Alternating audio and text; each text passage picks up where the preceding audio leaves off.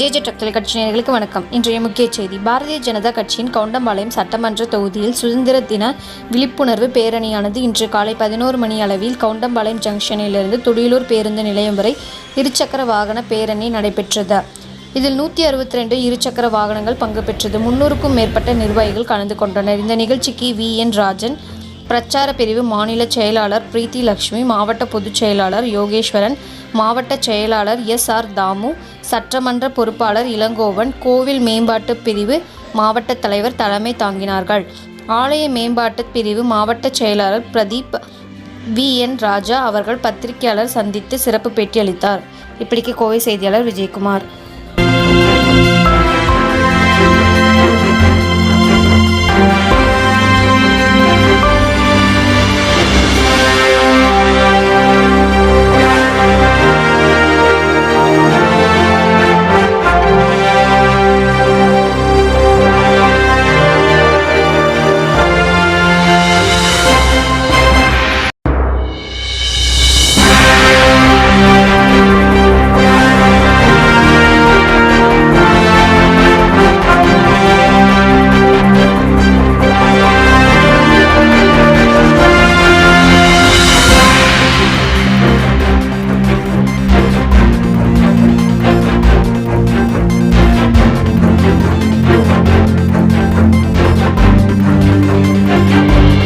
இன்றைய தினம் கோவை மாநகர மாவட்ட பாரதிய ஜனதா கட்சியினுடைய மாவட்ட தலைவர் ரமேஷ் குமார் அவர்களுடைய ஆலோசனையின் பேரில் சுதந்திர தினத்தினுடைய விழிப்புணர்வு பேரணியானது கோவை மாவட்டம் முழுவதும் நடைபெற்றுக் கொண்டிருக்கிறது.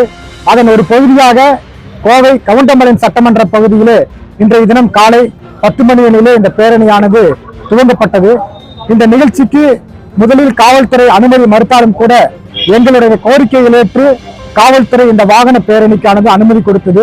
இந்த நிகழ்ச்சியிலே 200க்கும் மேற்பட்ட தாமரை சொந்தங்கள் கலந்து கொண்டு இந்த பேரணியை இன்றைய தினம் வெற்றிகரமாக நடத்தி முடித்திருக்கிறார்கள்.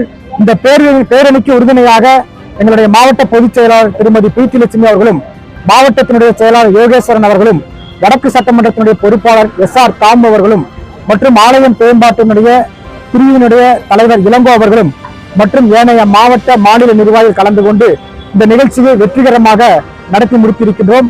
இந்த நிகழ்ச்சியானது மக்கள் மத்தியிலே சுதந்திரத்தை பற்றி ஒரு விழிப்புணர்வுக்காக நடத்தக்கூடிய பேரணி, வேற எந்த அரசியல் உள்நோக்கத்திற்காகவும் நடத்தவில்லை. இந்த நிகழ்ச்சியை மக்கள் மத்தியில் எடுத்துரைக்க வருட வருடம் தமிழக பாரதிய ஜனதா கட்சி இந்த நிகழ்ச்சியை நடத்தி கொண்டிருக்கிறோம். அனைத்து இல்லங்களிலும் கூட இன்றைய தினங்களிலிருந்து தேசிய கொடி ஏற்ற வேண்டும் என்ற ஒரு நிகழ்ச்சியும் கூட ஏற்பாடு செய்யப்பட்டிருக்கிறது. இன்னும் அடுத்தடுத்த நாட்களிலே கருத்தரங்கம் மற்றும் பல கலை நிகழ்ச்சிகளை நடத்த முடிவு செய்திருக்கின்றோம்.